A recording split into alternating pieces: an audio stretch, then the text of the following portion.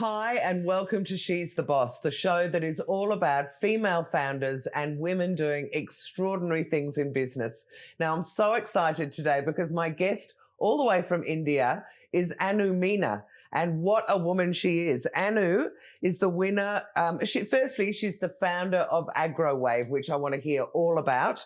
She's also the winner of Forbes 30 Under 30 for Asia. She's been a winner for the top 10 Indian Innovators by India Today. She has won the Global Gandhi Award in 2019. And she's also working closely with the Indian Ministry for Social Justice and Empowerment. Wow. Welcome, Anu. It's just fantastic to have you on the show.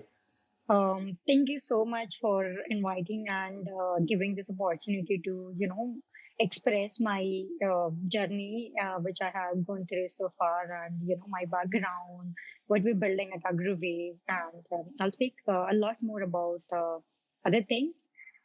So, as you introduced, I am founder of AgroWave, and at AgroWave, we are basically building a sustainable supply chain of fruits and vegetables directly Hang from on, sorry, I farmers. didn't catch that. Sorry, just can you say that a little bit more slowly? Yeah, yes. What does AgroWave So, do?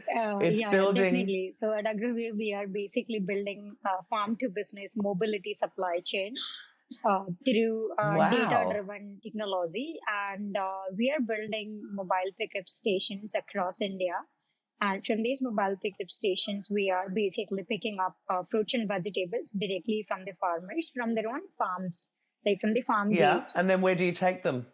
Uh, And then where does it go after so you've we picked it up? we sell to the businesses because we are building a farm to business supply chain. Fantastic. Um, That is just amazing. Now, can you tell me what is the problem that you're solving? Because yeah, in Australia and in definitely, other yeah, countries, yeah. we might not know what that Yeah. is. So, if we talk about the problem which we are solving at AgroWave, so in India, mostly all of the farmers, they have to go to a market to sell their produce, and these markets could be very far away, and these markets are Yes. highly unorganized. So there is no technology, there is no system, there is no codes or something. You can go and sell in a very systematic way. It's very random. You can go. So can I just ask, does that mean that sometimes when people sell their products, they get stolen or they don't know what they've got because they haven't got it all written down? Is it Correct. that kind And of an issue? so it's that is one thing. And like first of all, if we talk about the pain point, in first place, it's like it's really hard for the farmers to find the buyers to arrange the Right, transportation. And when they're selling, it's hard to get good prices of these produce because of the market right. fluctuation, highly unorganized market, and all other parameters. So we at AgroWave, what we're doing is we are giving an opportunity for the farmers to sell their produce at their own farms. So they don't have to go to the Yeah. markets to sell the produce. They don't have to arrange transportation. They don't have to wait for the payments. And there is a transparency in terms of what price we're giving them. So these are the Oh, facilities. so can I say when you pick them up, do you pay the farmer at the time? Correct. Yeah. Ah, God, they must love you. Yeah. So they are more than happy to work with us because A, they get the payments in Yeah. time. They don't have to move around. Like they don't have to go to the markets to find the buyers and sell the produce. So Yeah. it's like, and it's pretty much organized and like because we're using the technology. So they know that AgroWave truck will be coming to the point and what price they'll be getting, what time the truck will be coming, so they pre-plan their harvesting, they Um, harvest the produce accordingly, they do the packing and sorting, grading accordingly because our team is there which is guiding to them, about the quality parameters, about the payment processes, about what the rates they'll be getting and all. And then it's once the mobile pickup station is all set, then we start doing the transaction. So it's like, it can run in autopilot mode because they have the app and they can see the trucks coming and they can see the frequency of the truck. yeah. They like, the days it will be coming, the times it will be coming, and they can do harvesting accordingly. So for example, like if you That is just it. It's such an extraordinary idea. Sorry, go on, because I want to hear. Tell me more about that. And then I'm going to ask you, why did you even come up with the idea? But tell me more about how it works, because it's fascinating. Yeah, so how it works is we are basically building these mobile pickup stations across the country, and Yeah. currently we have such 100 mobile pickup stations from where we are picking these produce. So to build these mobile Right. pickup stations, we are using the technology, like we are getting the geo coordinates of these points, and then we are aligning in the back end, like the distance, and then the smart route mapping of these routes, so that we can optimize the transportation cost and can give better prices to the farmers. So if I tell you how a order cycle works, is basically, a farmer places a request to sell the produce, and then we get all the details in the back end, what you want to sell, how much you want to sell, when you want to sell, and all those things. And then Can I just ask first, if the farmers are not very technology savvy, which I would have thought correct. most So of we have the considered that. farmers Correct, aren't, definitely. how do they let you know that they want to be part of it? How do they hear about it in the first place? How do they register that they want to be part of it? Definitely. So since we know that all the farmers cannot have the Android phone, and they are not technology friendly, so we have built Right. in-house app also for the employees. So they can add farmers. The employees who are working at these stations can add the farmers and can Yeah. place request on behalf of them. So farmers who are not having Android phones, and they're not technology friendly, so on behalf of them, our own employees who are working in those areas are putting the request Ah. to sell the produce. So these are the two And ways. if you're it, right, and you're doing it with 100 farmers No, now, but no. this So is we are no, obviously no, no. very scalable. We're already working with more Oh, than 3,000 farmers. 100 are the points wow. from where we're picking up the produce. Right. That is absolutely extraordinary. So now I have to ask you the big question, Yeah, and then we'll go into a little bit more yeah. about AgroWave. Why did you come up with the idea? How did you come up with the idea? Because you don't look particularly old, and this is really innovative. So what made you think about farmers and pick-up points and drop-off points? I was working in an American startup after I graduated from IT Delhi. Okay. When I was working there, since in startups you end up working in everything, like you end up doing Yes. everything. It's not pretty much defined that Hmm. you'll be just working this work. You only have this work. You No, have a lot of that's work. right. So You have to do marketing, you have to definitely do finance, you everything, have to do everything. everything. Yeah. So when I was working there, so I was even interacting with it was a logistics startup. So it was like we were working, we were Ah, closely talking to the truck drivers. We were going to different truck owners, and then so when I was working there, my mind flashed back into my childhood, where I used to see my grandfather facing difficulties to sell his produce in the market, like sometime arranging the logistics, sometime getting the buyers, and sometime going to the market and getting the payments and all those things. So I yeah. decided to quit that startup, and so it was very quick. So I basically left the startup in just 1 month, and then started researching more on this problem. And Right. so I after researching a lot, I find out that it's not just about my grandfather, it's about millions of farmers, right, who are Yeah. growing the produce, and facing difficulties to sell the produce. And if you even look at the overall economic situation of the country, it can if you can efficiently build the supply chain, it can improve a lot, because anyway they are doing the Yes. production, but the supply and the demand is not organized, and the transportation is also very big part of the supply chain, and it's not very much organized, at least in India. So I did more research, and then I went deeper down, and then find out that already startups which are working in the similar segment, but in different ways, right? And the segment is huge. So that's Yeah. how I came up with the idea, and the inspiration was definitely to solve the problem of my grandfather and many more farmers like him. And I started And is in your fa- 2017. is your father is your father a farmer as well? Did you grow up with farming Yeah, yeah, in a yeah. community where people So were farming? I Right. did my schooling till 10th class from the village itself. So I have Yeah. lived for 16 years of my life. I have lived in the village and seen agriculture. We have our own land. We grow fruits and vegetables and other crops. Though my father is my father is working in Indian government as a police officer. Oh, But okay. we Right. have seen farming. We have been in the villages, so we still have a home in the village. My grandfather and my uncle is still based in village, and they're doing the farming. So we have the lands and all. So I've closely watched it and seen the problems, and it's not just seen. I felt those problems, so I know where are the Yeah. pinpoints. In your heart, I mean, it was all part of your family Definitely, as yeah, well. yeah.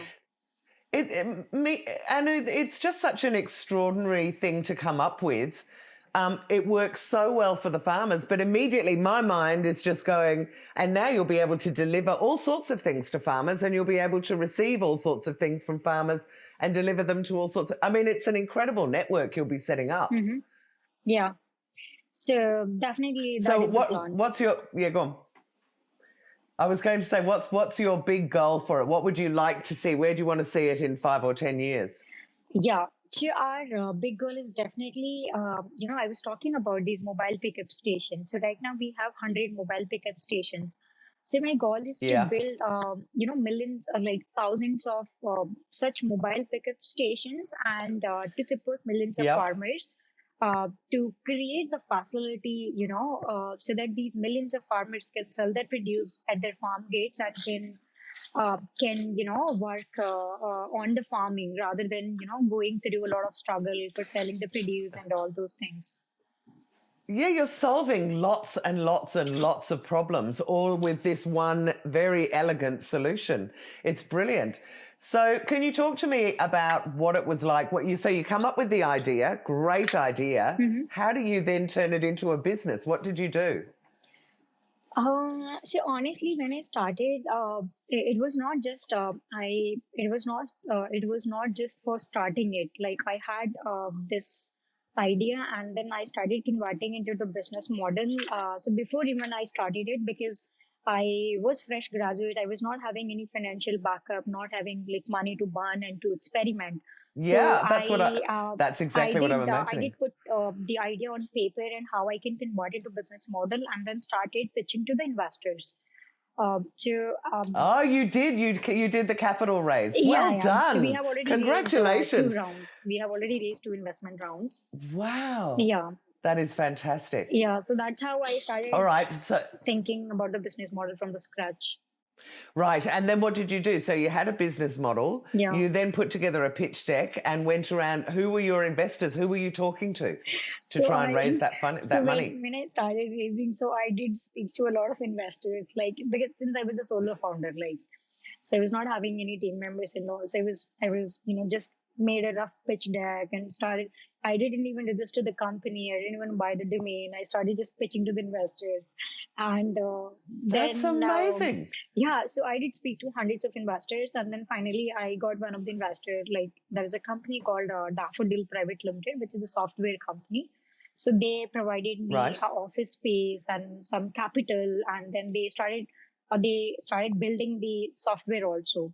So that's how I started. And then we had software and we started growing up. And we recently raised another round in September 2020, and it was a round Yeah. from an investor who is based in US, and we raised around $500,000. Oh, fantastic. Yeah. How did you find somebody in the US, or were they in India and they heard about you, or were you reaching out around the world to people? So I feel like if you're really looking for something, there are many ways to do it. And I was searching. I actually approach investors through LinkedIn, and then definitely references also. It works both ways. So I searched, like I connected with him on LinkedIn. Then he's an Indian but based in US. So when he like once he came Right. India, we had a meeting. We discussed a lot of opportunities, a lot of struggles, challenges, and how we can scale the model and all. Mm. And definitely we raised the round. It's just such a clever idea. So once you got this, I assume the second round was to start building the mobile stations, was it? It was that, and so since because when we started, the mobile pickup station idea was not there. we started with farm to business supply chain, but we were buying from different farmers, different places, but we were not having that much of clarity of we'll be building these points, and these points will be such crucial for the company, because these points keep becoming active, Yeah. non-active, because there is a seasonality in the business, right? So a point from where we're picking up today Of might not be course. active after 3 months, right? It could be inactive Yeah. after 3 months and could be active after another 3 months. So these points, we are Yeah. recording these points in the system, and we are basically working against every point, like how many farmers at one point, and how much produce we're buying from one point, what the And how quantities we're many buying are from. there? Roughly, if you have a mobiles pickup station, roughly what sort of an area does it need to cover? See, I cannot say about how much area it covers, but it's just a point where the truck goes and picks up the produce, and it's majorly a common point in the village, where the people know that this is a Oh, so common you maybe point. have, so you have one point in each village. Is The that sort of depending on the roughly village, how no, it no, works? no, depending on the village, we can have more points. Like a point is considered Okay. when a truck is stopping. So let's say the truck is going and stopping at 5 different points. So these are mobile. These are Right. 5 different mobile pickup stations for us. So it depends on the village size. Okay, and how have you managed to get the word out? How did you even start to communicate with the farmers to say, we've come up with this new idea, do you want to try it? How hard was that? So honestly, it's not hard for us to convince farmers Okay. for selling their produce to us, because they're already having, this is a Yeah. real problem. This is not something we're enforcing on them. So they really want to sell their produce Yeah. at the farm gates. They're not comfortable going out, selling the produce, and they're not even sure about the pricing. Yeah. They're not even sure about the payments. So they're more than happy that a company is coming and having points where we can sell the produce. For example, I'll give you a very But small what did you example. do? Uh, I was going to say, do you go to each of the farmers and tell them, like literally physically go to their yeah, village and say, this yeah, is what we're going to do? yeah. So when we Ah, identify these points, so we have team on ground. They yeah. go to these villages and they find out these points, and then we have our banners at these points, and these people who are working at Ah, this point, they actually go and talk to the farmers, and these farmers start selling the produce at these points. So I would think that I'll give you a and small example. For example, yeah, do. you are living in a city and you want to order something. You order on an app, and if you're living on a second floor, you get whatever you are ordering on a second floor. You don't even need to go to the ground floor, right? You are having that facility. But if you talk about the farmers who are in the villages, they don't have that facility. So what we're saying that Yeah. we are trying to create a facility where these farmers can sell the produce at these points, at least, right? They don't have to move to the villages, out of villages, and going to the market. They Yeah. know that there are points. They just need to, place a request that I want to sell my produce, and the truck will come and pick up the produce. So that is the facility which we're trying to create. So, what was the biggest, well, not the biggest, well, I will ask you what was the biggest challenge, but something that occurs to me is, and I imagine that the big organizations who buy the food were thrilled with your idea as well. Mhm. But did you, at any stage, did you get the kind of, look, you're just a young woman, what would you know? Did you ever get that attitude, or Yeah. was everybody very open and positive about it? Because I Um, know we're here, a young girl going, or a young woman to go and say, I've got this logistical supply chain solution. It would be very hard from a lot of old guys who are saying, we've been doing it this way forever. You don't know what you're talking about. so initially, yes, I had these kind of comments from many people, but honestly, it was more of a positive. So if I compare, Oh, people were saying, wonderful. and there were more people who were positive. That like, this is a young girl trying to do something energetic and all. So because in my field, Fantastic. most of the people are experienced ones. So if I compare my startup with other startups, so all the founders are very they are old. Or I wouldn't say old, but Yeah. they are But more older. experienced and older than me. Yeah, of course. Yes. So I have Yeah. that Yeah. confidence Experience. That's definitely, a good word. and I get it positive. Like I get positive mostly from people. Oh, fantastic. I'm so pleased. So, what have been the big challenges along the way Hmm. for setting up something like this, which is so clever, but also groundbreaking? I mean, it's so logical as well. So, I imagine it's probably not that hard to sell the idea. But But where were the challenges for you? I think for me, the first and foremost challenge was that I am a solo founder. So and the Yeah. business is such an operational intense business, right? So Mm. getting into different fields, like sometimes going to the market, sometimes going to the farm sites, going to the warehouse, or uh, building the team, building the technology, raising the fund. So being a solo founder, it has been initially it was challenging for me to do everything, but slowly, when we build the Yes. team and we now have a very strong team, so it's becoming more smooth. But I think initially it was How big more is of your team now? we are around 40 people. Oh. Oh, okay, right. Sorry, Yeah. go on. So I think So you were that saying in the was, beginning. that was the challenge. Initially, convincing people the idea being a solo founder, starting at very young age, that I'll be able to build it or not. So that having that, I had clarity, but uh, transferring that clarity to people in the market, it was challenging for me. Mm-hmm. But over the period of time, I think it has become my strength now that I communicated very well to people what I want to build and what clarity I have in my You head. do. I feel I am able to communicate that clarity to other people in the market, be it investor, be it my team, be it anyone we would want to convey the idea. You're very, very inspiring, Anu. So, have there been any challenges along the way where you've thought, at any stage, have you thought, I don't know if I can do this, I don't know if it's going to work? Um, So it's a journey like a sine curve, right? So you have ups and downs almost every day. But Yeah. there were times when I felt like, so sometimes you feel like, wow, I'm building something really big. Sometimes you feel like what I'm doing, because some days are very hard. Yeah. So looking at my colleagues, right, say like being graduated from IIT, like a lot of people are working in MNCs and like earning very handsome amount, like initially when I started. So I used to think like sometimes when the days are great, you're like, wow, I'm building such a big thing. People are just working. Someday you feel like, what are you doing, man? Like people are working a lot, like in, very good companies, earning handsome amount and all. But I think these are the challenge, these are the ups and downs Yeah. I have already gone through, and I am already passed from these things. So now the challenge, the real challenge now is, to keep your team motivated and to keep them aligned with your vision, and you know, to keep everyone aligned with the company goals and to keep a track whether we're moving in the right direction or not. That is, I think, the challenge, like these days, especially at this stage of my organization.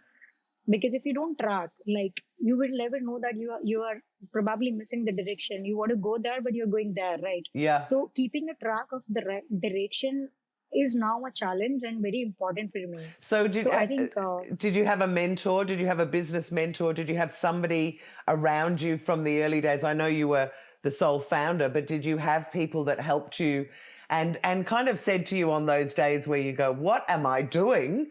And say, you're right, you're doing the right thing. Keep going, it's great. Did you have any of those people? yeah. So I have one of my mentor. His name is Hemendra Mathur, Yeah. and he's a venture partner in one of the venture capital. So I met him in one of the session where I was speaker, and he was a panel. He was a moderator. Okay. So whenever I have problem, be it investment problem, be it team problem, be it anything, I call him, and it's not something which is only professional. Yeah. I just call him when I'm not good. I'm not in a good mood, and I'm struggling, or I'm going through bad phase, or Oh, good. I'm just feeling down. So I just call him and talk to about my problems, and he's very supportive. That's He has helped fantastic. in my investment rounds also. He has discussed a lot with my investors. When we were raising the round, he has helped me to negotiate the round. He has helped me in many Oh, things. that's fantastic. Yeah. And what about, have you had any women? Are there women who are leaders in that industry, in that logistics industry in India? Have there been any women that have taken you under their wing as well, or not really? From the business side, not really, but from the investment side, Oh, I was speaking to one of the investment firm, and there was a woman called Prachi. She was really, really helping, and similar with Hemendra, and it's like, I used to call her and we used to talk around 2 hours, 1 hour, whenever I'm just facing any problem. So I have had very good mental support from her. That's fantastic. She has been very patient and advising me on good Oh, things. that's Yeah. good, because I think it's unique in a lot of ways to be a woman who is obviously going to be very successful and who's doing things that are groundbreaking, because there's a lot of men who do that, but there's not a lot of women. So it's good to know that there are there's somebody championing you as well. And so, Yeah. along the way, have there been any big highlights for you that you can tell us about that have just been like aha moments, or where you've tweaked and changed the model a bit? Model.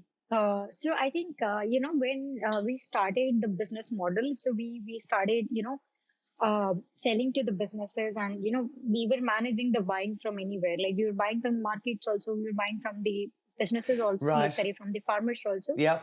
But we, when doing this model, looking at the numbers and all, so I had this, I thought this, that, the farmers, they grow their produce with no advice. They'll grow whatever they want to grow. They're That's already right. growing, right? Yep. But it's not demand based. It's never demand based. It's they're producing and you're eating, right? It's not like Yeah. what you want to eat and they'll grow. Yeah. That it's not working here now. So we tweaked the model, and we made it supply driven. So what we made is that we'll buy anything from the farmers and we'll sell to the businesses. Okay. But the primary focus would be on buying everything from the farmers, like fruits and vegetables, but not on the demand basis. Like, first we'll collect the demand and then we'll buy. We're working now on a supply driven model, not the demand driven model. I think So that has, I think that has one thing which has clicked, and which is really helpful in terms of differentiating us from people in the market who are building the similar model. So we're a supply driven company. I think that's very clever, because in the end, certainly in Australia and in the more Western countries, we are going back to seasonal produce anyway. And so all of a sudden to get, apple, I'm not very good with my vegetables, but let's just say to get the winter vegetables in summer, it seems wrong. And the same way round, getting oranges and lemons and bananas in summer sort of seem wrong. And so people have started saying, no, well, what are the vegetables that are in season at the moment? And I guess as you go to bigger and more sort of city-centric organizations, that they are used to being, we want to have a pomegranate, when it's just almost impossible at that time of year. And so why not take what the farmers want to grow and what they know grows well in their area and buy it, and then go and find a buyer for it the other way around? I love that model. Yeah. So I think that has been one thing which has really helped us tweaking. Like, we have tweaked the model, which has really helped us to differentiate us from people in the market, and also to build a solution which is really, really helpful for the farmers. Yeah, they must love you. Yeah. So Anu, AgroWave sounds absolutely amazing, and I have no doubt at all that you're going to be very, very successful. But more importantly, you're saving all those people. I mean, certainly when I was in India, when you see people really with a bullock and an old cart taking things to the market, taking ages to get there, or walking, because that's the other thing. You're really, really helping people right the way through that chain. Mm-hmm. And so thank you so much for sharing your story with me. Now, if anyone wants to find out more about AgroWave, what's the best place for them to do that? How do they get hold of you or to find out more? So we are there on the social media. You can follow us on LinkedIn. There is a page called AgroWave. Okay. And then we have a website also, agrowaves.in, and definitely any other social media. And if they want to approach, like in terms of writing, they can write an email to us on info@agrowaves.in. Okay, brilliant. And they can approach us through the website also. You never know, you might find more investors in Australia that when they see this go, I want to be part of it. Definitely, we would love to have that synergy, because when you have invested from other countries, you start looking at the model from a global perspective also, right? Yes. Like currently our focus is domestic, definitely, but you never know, we might want to go global also once we have a global perspective. Amazing. Well, look, Anu, thank you so Yeah. much for doing this interview with me. I can't wait to share your story with everyone and tell people what you're doing. It's extraordinary. Thank you. My pleasure. Thank you.